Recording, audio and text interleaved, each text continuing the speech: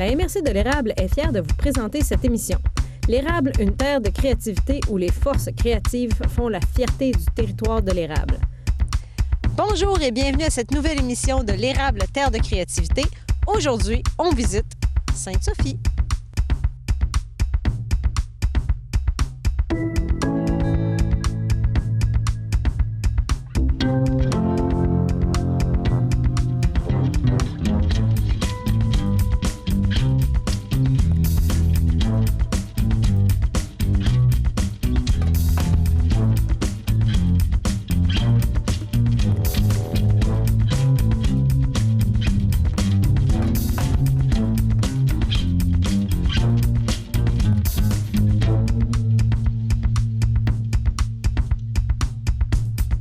Alors, on se trouve présentement en face de l'église de Sainte-Sophie en compagnie de Manon Marcoux, très impliquée dans la municipalité. Madame Marcoux, vous allez nous parler un petit peu de l'historique de la municipalité. Oui, Sainte-Sophie a été fondée en 1858. Ça fait 150 ans. On a célébré ça en 2008. C'est une municipalité d'environ 625-630 habitants. Les pionniers venaient principalement là, de Nicolet, mais aussi il y avait d'autres familles souches qui venaient également de Saint-Ferdinand. L'historique, on l'a beaucoup célébré en 2008 et on a fait, suite à ça, une série de panneaux historiques. Dans la municipalité, il y a environ 6 panneaux historiques qui relatent soit les pionniers, justement, leur provenance, l'agriculture, l'église, toute la vie paroissiale. Donc, c'est un beau... en parcourant les paysages, c'est une belle façon de découvrir notre histoire.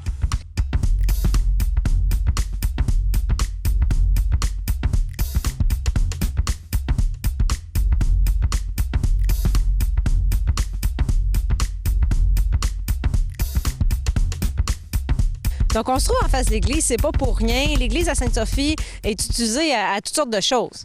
Oui, bien, principalement pour le culte, mais depuis 2010, on a un peu remanié l'usage de l'église. On voulait maximiser un peu ce beau bâtiment-là. Pour nous, il y a un patrimoine très particulier, assez unique dans la région. C'est un style d'ombello.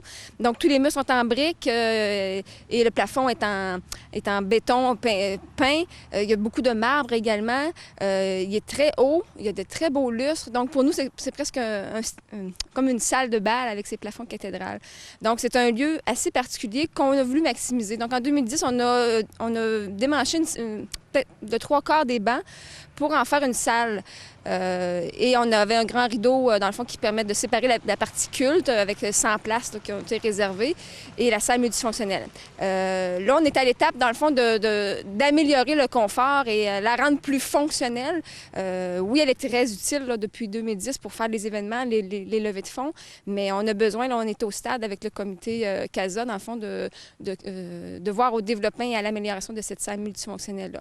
On veut également, ça fait partie des demandes des citoyens, il va y avoir une salle multifonctionnelle, il va y avoir un espace pour la pratique de sport, soit en équipement ou en gymnase. Des locaux qui sont nécessaires aussi pour certains organismes, donc pour les jeunes, entre autres. Donc, on va voir tout ce développement-là. Il y a un projet aussi de deuxième phase qui va être dans le but de faire venir plus de visiteurs extérieurs également. Donc, c'est un bâtiment qui va servir à la communauté, mais on veut aussi l'utiliser davantage pour faire un peu un roulement d'un feu de touristes à Sainte-Sophie. Et puis, il y a des événements qui entourent l'église et d'autres événements aussi à Sainte-Sophie. Pouvez-vous nous en glisser un mot? Oui, bien, c'est une des choses que je fais, que j'apprécie, dans le fond, faire la coordination de différents événements. Donc, on a depuis 19 ans la fête au village qui a lieu en juin. C'est un rassemblement... Oui, pour les gens d'ici, principalement, pour célébrer, pour fêter, pour socialiser. Il y a des soupers, il y a des spectacles musicaux, il y a toujours le tournoi de balle cette fin de semaine-là. Il y a beaucoup d'animations pour les enfants.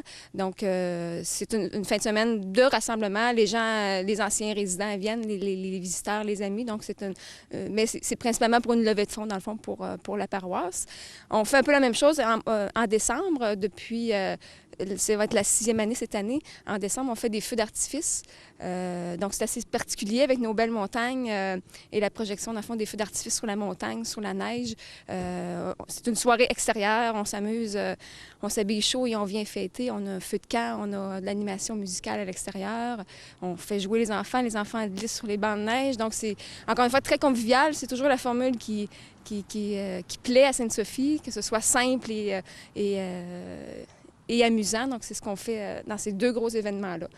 C'est sûr qu'il y a beaucoup d'autres petits événements qui sont un peu bimensuels, je pourrais dire. Là. On avait une formule d'ateliers, de rencontres. Donc, c'est des gens qui venaient sous différents thèmes. On venait se rencontrer, socialiser, que ce soit des échanges sur les voyages, que ce soit de la couture, que ce soit de la fabrication de beurre d'érable. Donc, c'était des ateliers, dans le fond, de socialisation qui sont très convoités par les gens. C'est une façon de se rencontrer. Mais les gens jouent aux cartes. Ils vont au dépanneur une fois par semaine jouer aux cartes. C'est sûr que le rassemblement est encore courant et on essaie un peu de maximiser et permettre qu'il y ait encore des lieux pour poursuivre ça. Donc, c'est un peu aussi la raison de tous les réaménagements de l'Église, c'est de faciliter tous ces rassemblements-là à Sainte-Sophie. Donc, des événements, une municipalité dynamique puis un lieu très intéressant à utiliser. Merci beaucoup, Mme Marcoux. Merci.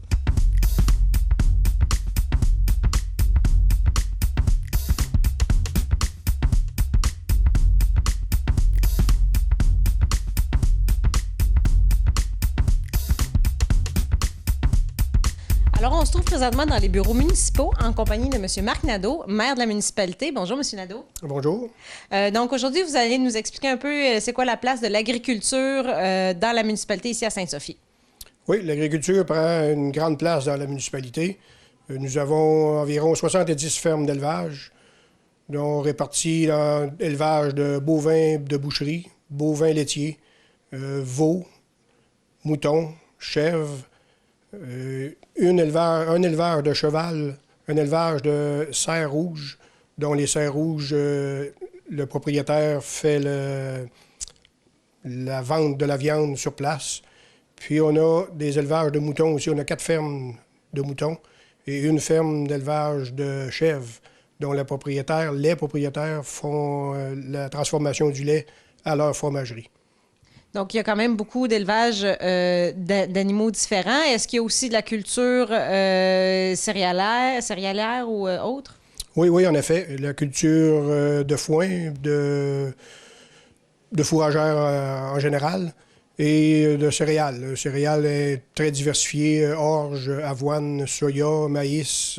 On a aussi un endroit qui font de la culture de houblon. Donc, le houblon qui sert évidemment à faire un petit peu de bière? Étonnamment, non, pas celui-là. Pas celui-là? Non, ce houblon-là, il sert pour faire des produits pharmaceutiques. C'est avec la collaboration de l'Université Laval, le propriétaire fait ça pour des produits pharmaceutiques. Et puis, est-ce qu'il y a d'autres types de production agricole dans la région? Oui, exactement. La sériculture. Nous comptons environ 25 érablières en production dans notre municipalité. C'est très important au niveau de l'économie de la municipalité. La sériculture compte beaucoup. Et puis, Sainte-Sophie est aussi réputée pour ses magnifiques paysages. Oui, c'est vrai. Les paysages sont extrêmement beaux, peu importe où on est situé dans la municipalité. Si on est dans la plaine, on remarque les montagnes. Et au contraire, si on est dans la région montagneuse, bien, on remarque les vallées, les rivières. C'est, comme vous dites, très beau. On a aménagé spécialement pour voir ces paysages 2 belvédères. On en a un situé sur le sentier pédestre qu'on a aménagé derrière l'école et le terrain de balle.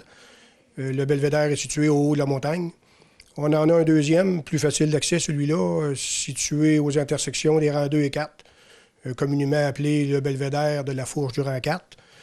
Ce belvédère est aménagé en parc et en halte routière.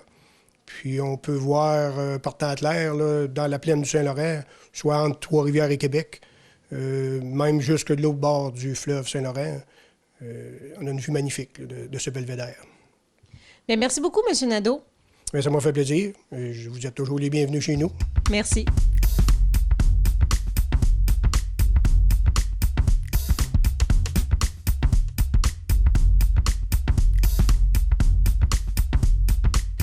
On se trouve maintenant en présence d'un conseiller municipal, M. Sylvain Lagagnère. Monsieur Lagagnère, pouvez-vous nous dire qu'est-ce qui se passe au niveau des sports à Sainte-Sophie?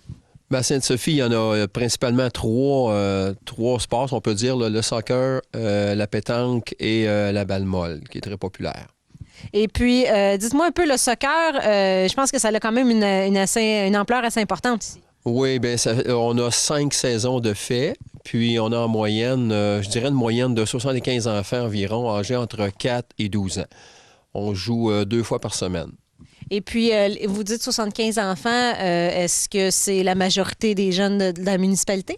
La majorité vient de Sainte-Sophie, puis moi, j'enseigne également à Plessisville, donc à l'occasion, j'ai donné quelques feuilles d'inscription à Plessisville, là, mais je me limite un peu parce que je trouve qu'à 75, là, j'en ai en masse. Puis je me fais aider, je dois le dire aussi, par M. Éric Filion, qui me donne un gros coup de main.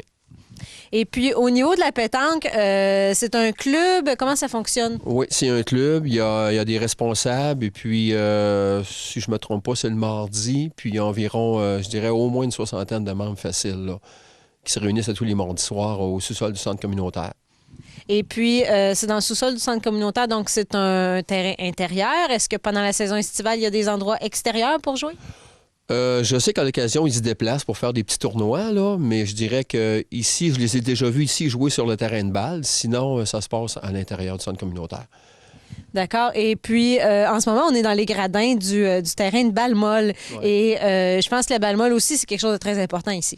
La balle molle est très populaire. Là. C'est sûr qu'en été, ici, ça bouge tous les soirs. Pratiquement 6 soirs par semaine, il y a de la balle molle ici. C'est ça, la cantine est ouverte. Il y a de la vie ici, là, au terrain de balle, 6 soirs par semaine durant l'été. Et puis, est-ce qu'il y a des événements qui sont organisés autour de ça?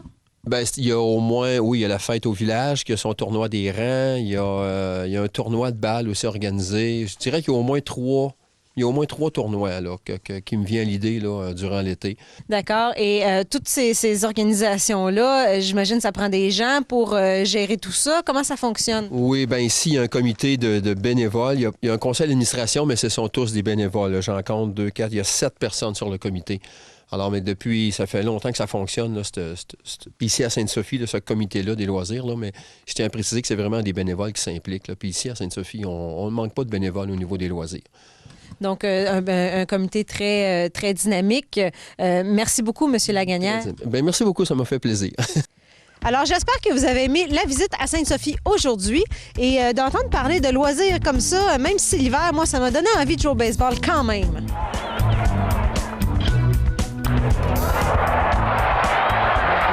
C'est au premier degré un produit de la terre, mais aussi un état d'esprit, un savoir-faire, une idéologie commune, une personnalité collective. C'est un ensemble de traits qui distinguent et définissent l'érable dans le développement de son tissu. Ce que l'érable cultive d'abord et avant tout, c'est la créativité.